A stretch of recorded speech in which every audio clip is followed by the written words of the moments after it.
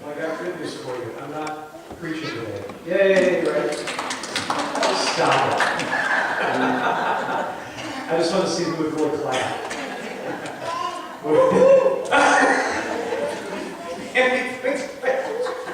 I like that. I like that. I heard that clap. I know where you live. Well, we're very, very fortunate today to have Tay Odor here and family sharing about PineHaven. I hope many of you have had that experience up there. My family has. I've been going to camp since I was a kid, just different states. And we're just so glad to have her here today sharing. Amy, are you going for children's church? Okay. Let the kids get dismissed for that. Unless you want us to cancel, we have to stay in here. I'll just have the adults stand up and do the dance. Thank you. What? Kids want to stay for the music? Bingo?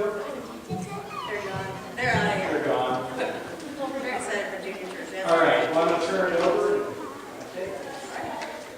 Well, thank you for letting me come and share today. I was telling the folks in Sunday school, I haven't been to the Eagle Lake Church, I think, since I was working for the Bible College, and that was, that ended in 1997, so that wasn't real.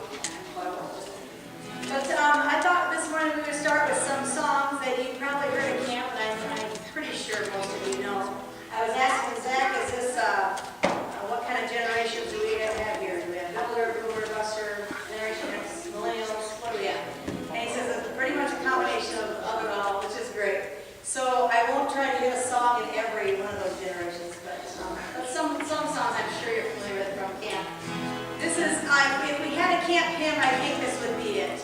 Do you recognize? We praise thee, O God, O the Son of our God, O Jesus who died, is now gone above. Hallelujah, and glory, hallelujah, amen. Hallelujah, and glory, revive us again. Revive us again, till each heart is love, and each soul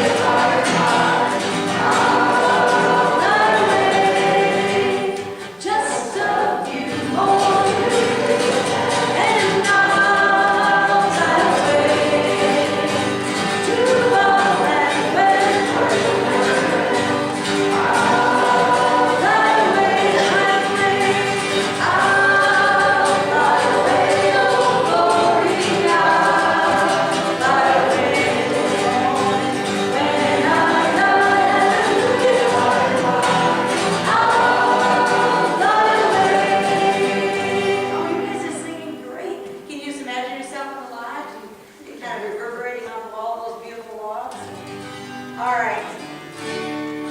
This is just for fun. Give me oil in my lamp, keep me burning, burning, burning.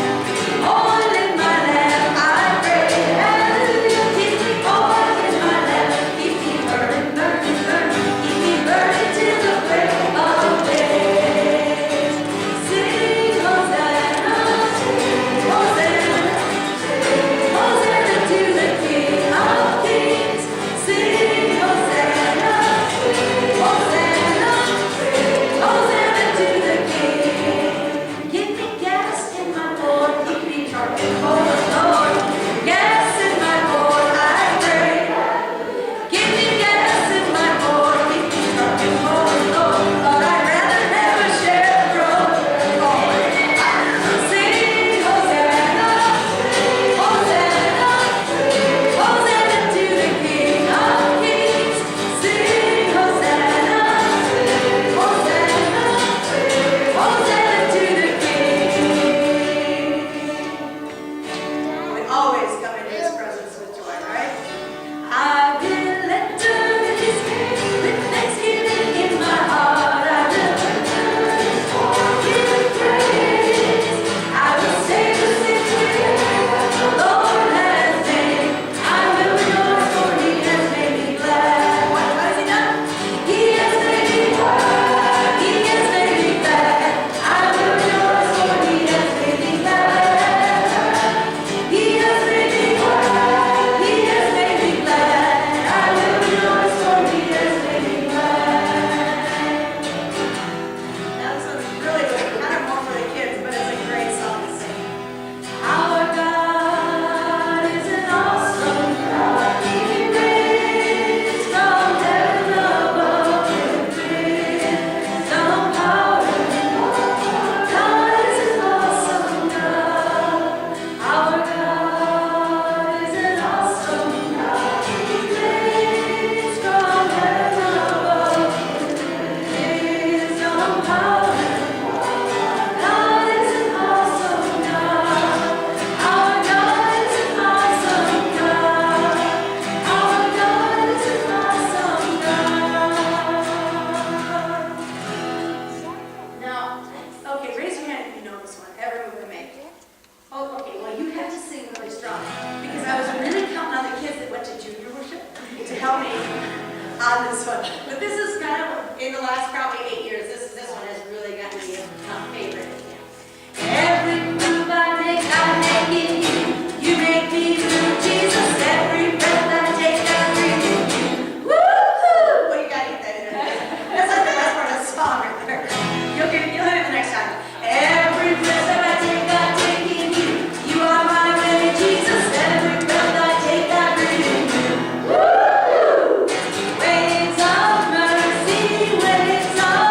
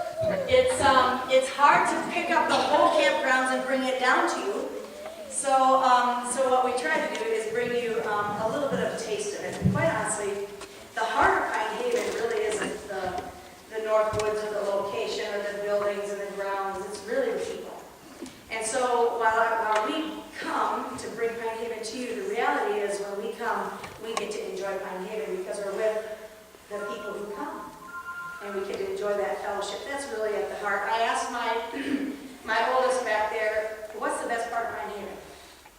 He says, Gaga Ball. So we know where that 5th and 6th grader camper is going to be during recreation time.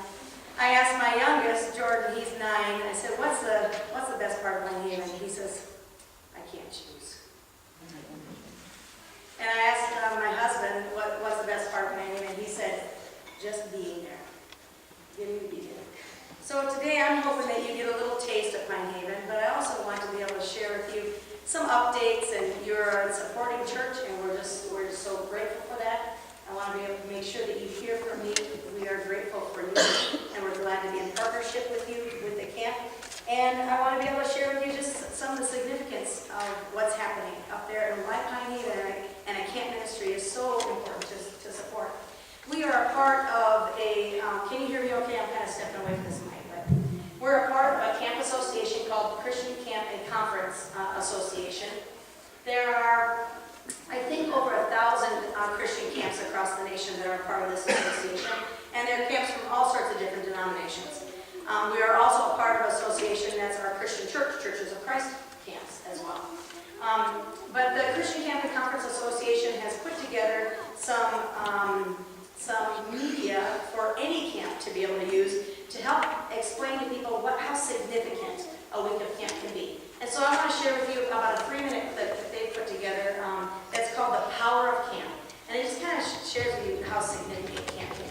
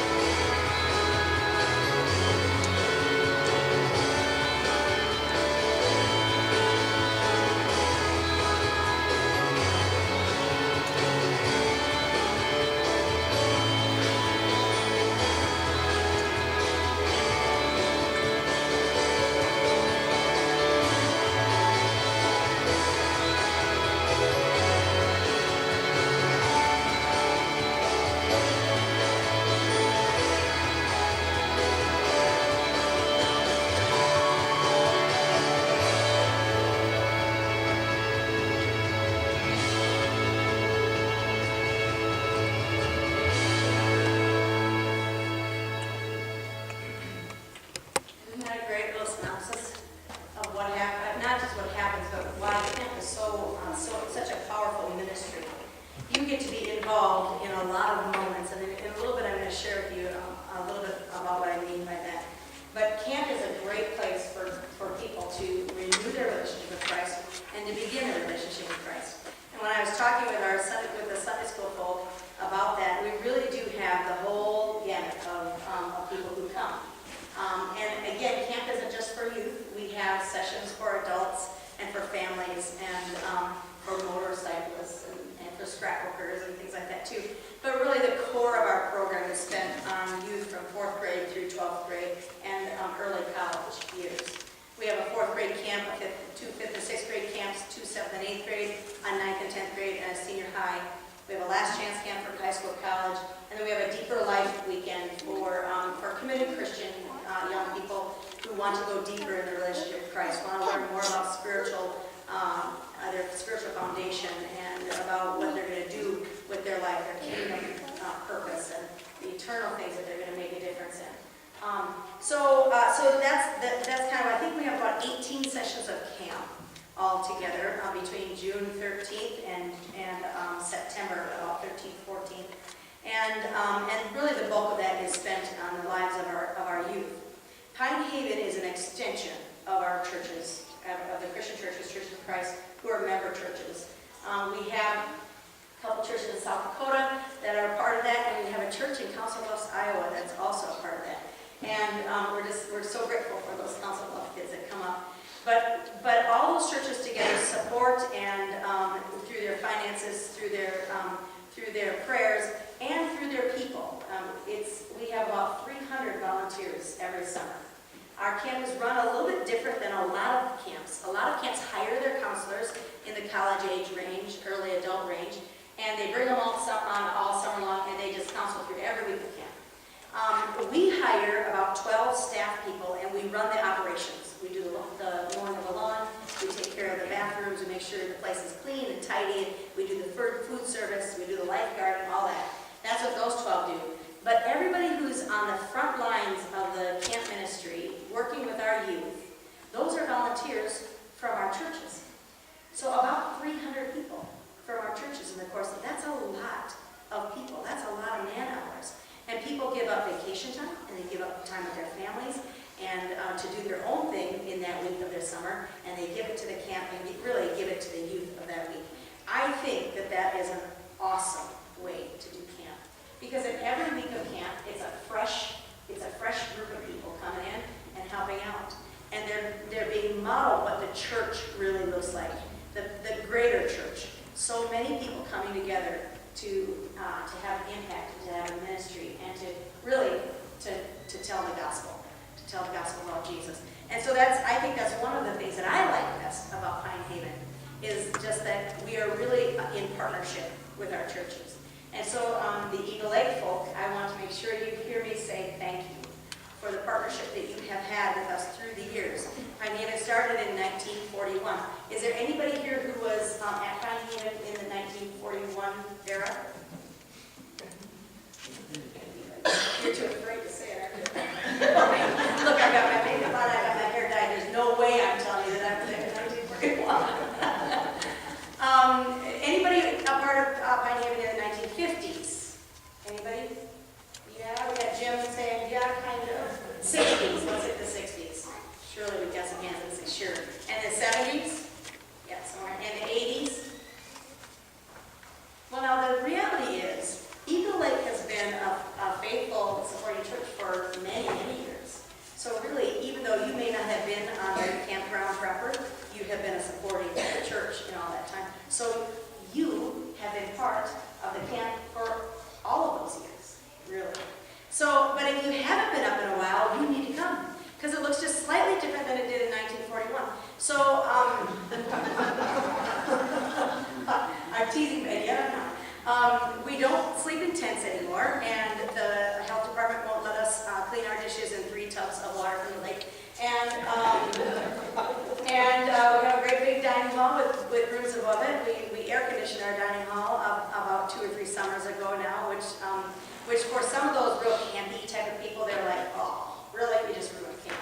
But for those of us who have to stay there all summer long, or get to stay there all summer long, we're kind of glad for that. And our adult weekend really appreciates that. It's a nice place to come and get out of the heat in the thick of the summer. This year we have almost completed our new canteen. For those of you who remember, we used to have a cabin named Paul right next to our lodge area, and it was a boys' cabin. Well, after a while, it became the cantina. You remember that sitting there by the lodge? That's where we'd all go to get our candy and our pop out of the glass pop bottles. That's not allowed at camping there either. So so much has changed. But I think in the 80s, we shifted that canteen into the dining hall, got rid of that old building that was really kind of falling apart. And a few years ago, in about 2009, a gentleman came to us and said, I have this little 18 by 20 log cabin that I don't know what to do with it. And I haven't placed it anywhere, it's just the walls. Would the camp like to use it? Would you like to have that? And our board said, yeah, we'll take that. So in 2009, we put down a slab, and where that cabin Paul and that old canteen used to sit close to the lodge, and we built the walls up. And then since then, we've just, as money has been available and as gifts have come in, we've been working at that log building, putting on the roof and all that. out to be quite a beautiful little spot. The canteen isn't huge, but coming out of the canteen are 3 patios with covers, so it creates some more meeting spaces for us. And this year, 2014, is when we get to open it. Now, I had a little boy about 2 years ago that wrote us in the off-season, and he gave us $10. And he said he would like that money to go towards the new canteen that we were trying to build, because he thinks his favorite part of camp is the canteen. so we put it right towards that canteen. That we're excited about that. Some of you have participated in what we've called our Rooted and Growing campaign. It's really, a few years ago, we came into a place where we could get some new property. And that we're not really seeking to just get property for property's sake. But this was kind of a key piece of property. It's right beside our Morning Sun Bay where our picnic area is. It's it's between the lake and our girls' cabins, our camper girls' cabins. And then then our property kind of goes to the edge of another person's property, and that's actually Joe Kuchera, so he's a friend of the camp. So we had this kind of different situation where it was all camp, and then this one piece that's right here that was a family that tolerated camp, okay, and they were friendly to us, but they really had no significant connection until about the last 8 years. They actually started fellowshipping in one of our churches and saw the value of camping from a different way. But they were always good neighbors and good friends. I had a gentleman stand with me at the top of that property one day, and he said, "Now who owns this, Tay?" And I said, "Well, that belongs to Steve and Pam Holt." And he said, "Boy, it'd be great if the camp could get that." And I kind of laughed and I said, "No, that's been in the Holt family for years. The camp is never going to get that piece of property." That November, Steve and Pam Holt decided to sell. They came to the camp and they said, "We'd like the camp to have a first shot at this." And so the board hustled pretty fast, put together our numbers, and we went through the whole process of trying to figure out what it was worth and appraisals and all that. And they came to the place where they had made an agreement, and they said, "Okay, if we can raise the monies for this property in about a 3-year span, we don't want continuing debt, we don't want to compromise the rest of the ministry because we're kind of hog-tied to this debt that's dragging us down. But if we could take care of that in 3 years, and if our people will come alongside that, then we'll do this." And the Holt said, "Okay," and they gave us until the June 1st of that year to figure it out. So we came out to our churches and everything, and some of you had come to that, some of those road shows, and we presented that to the churches. Well, our response was overwhelming. We needed to raise about $268,000 for the property and for the interest of 3 years of loan. It's just a little bit less than an acre of property, and you may think, "Oh my land, it's $250,000 for an acre," but it's shorefront property, and in northern Minnesota, shorefront property is huge. So that was the price that we settled on, $168,000 for the interest, and then we thought, well, we want to make sure that we also don't, in these 3 years, everything funnel to that, and then we lose ground in the rest of our ministry. So we were really hoping to raise about $300,000, and then that would for sure take care of that and help us continue some of the projects that we had already had in place when this popped up onto our lap. So we went out and talked to our churches, and glory be, by June 1st, the churches and the individuals had given and pledged $319,000 to that property. Is that not awesome? We were just like, and I guess you have to understand from a longer perspective, the camp has never tried to raise that much money in one shot, and they've never tried to do that in 3 months. And so we were just like, if this happens, this is completely of God. And if it doesn't happen, then it's not supposed to be. And so when that came in, and it came in over and above, we just fell on our knees and said, "Lord, you are so good," and the people who support camp are just so good in that. So the flip side is we're 2 years into our 3-year commitment, and we are ahead of schedule on those pledges, which is, sometimes they say, "Well, it's good you got the pledge, but let's see what happens." Well, our people have been faithful all the way through, and we're ahead on those pledges, and we hope hope to retire that debt even earlier than the 3-year time frame that we were first hoping for. And so what we've done with that property since then, and I think on display there may be a picture of it, but what we've done with that property is we've basically taken down all the buildings. They were kind of dilapidated. The appraiser said that it was significantly deferred maintenance. Is how they put it in very kind words. And really, they're buildings that are just not useful for us. So we've taken all those buildings down, we've left one shed that was useful, and now when you pull into the backside of camp, you see this gorgeous view of the lake. And that was one of our work weekend projects. We took down the house, and we don't know for sure what will come of that property, whether an outdoor chapel type of a thing, or whether we'll just let it be natural and we plant some more pine trees. And we're not sure exactly, but we're just thankful that we've got that piece, and that now is part of our whole, kind of completes the campus there. So that's kind of an update on that. We've got a new walk-in freezer that's something that you guys may not get jazzed about. I was dancing in the lodge when I heard we were going to get that.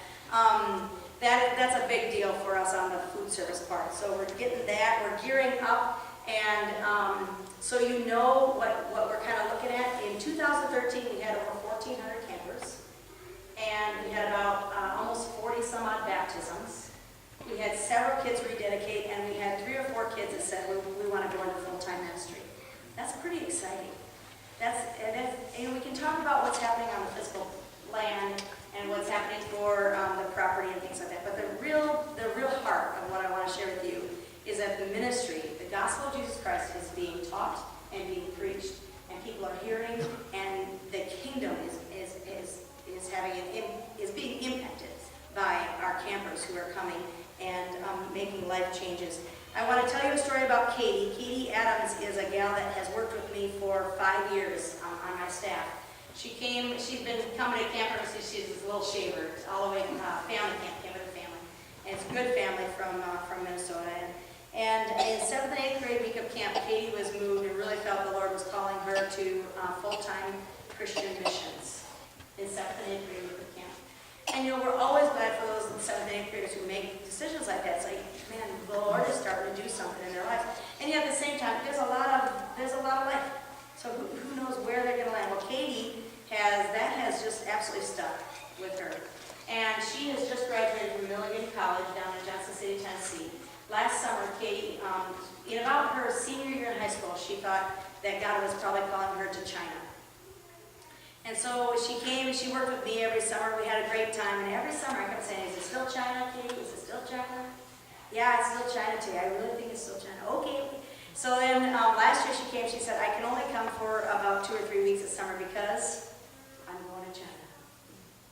And she spent 11 weeks in China last summer teaching English and sharing Christ's light.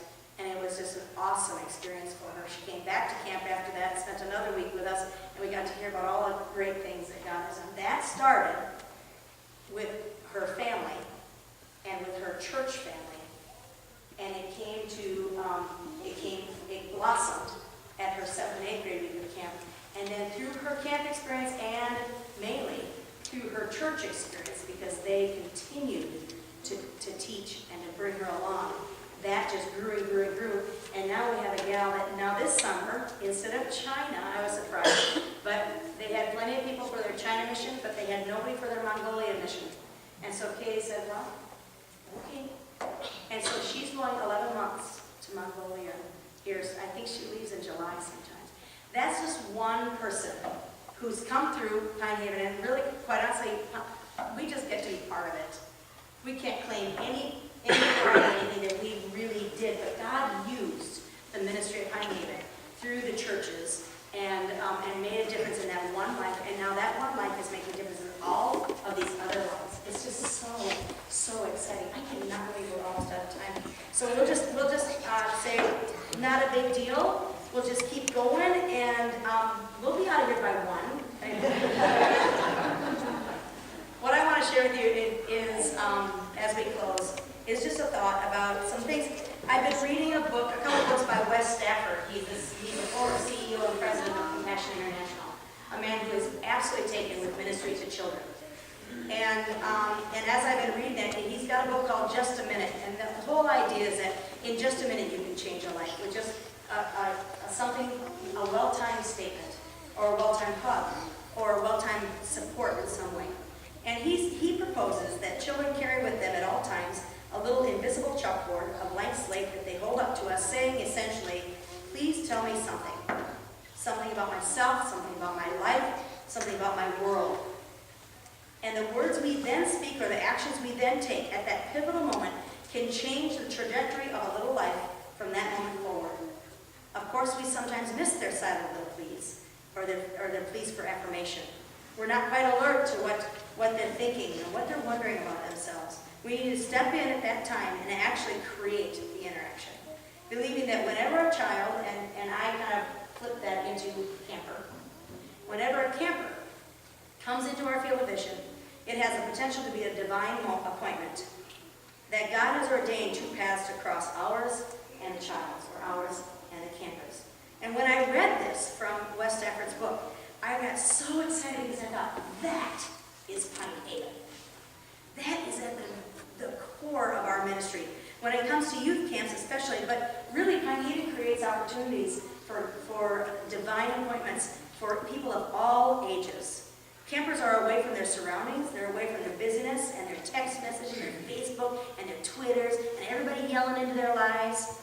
And they're up in those north woods where they can hear the pine, the wind whistle through the pines, where you can hear the frog croaking in the bay, right?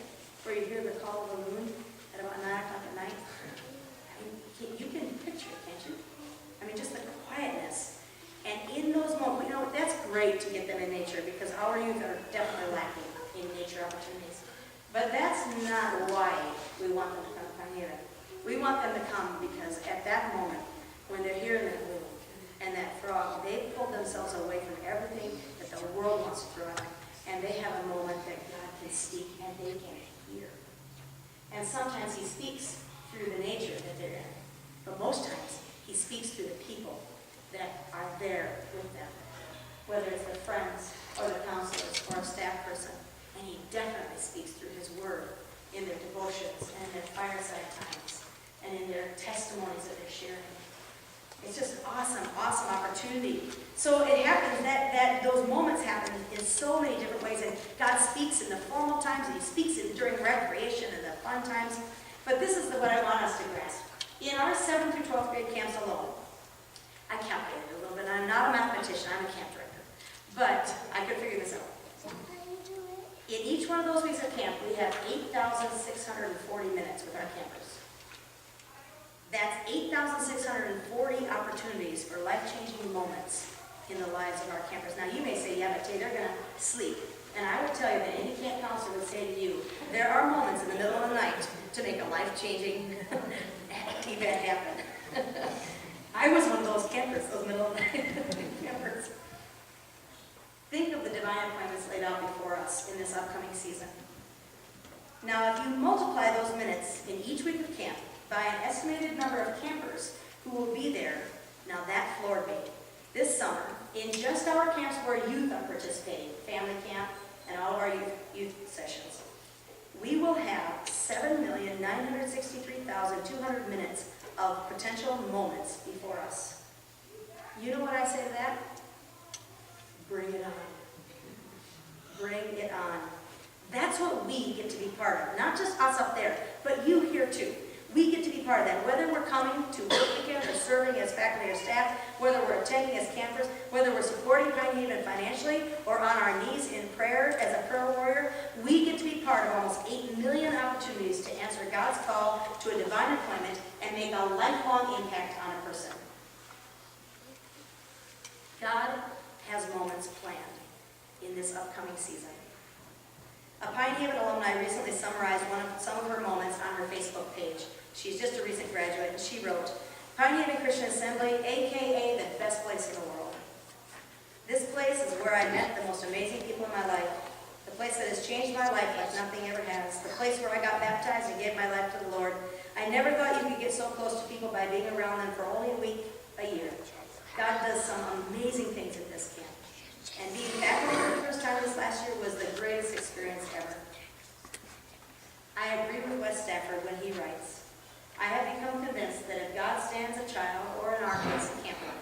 before you for even a minute. It is a divine appointment.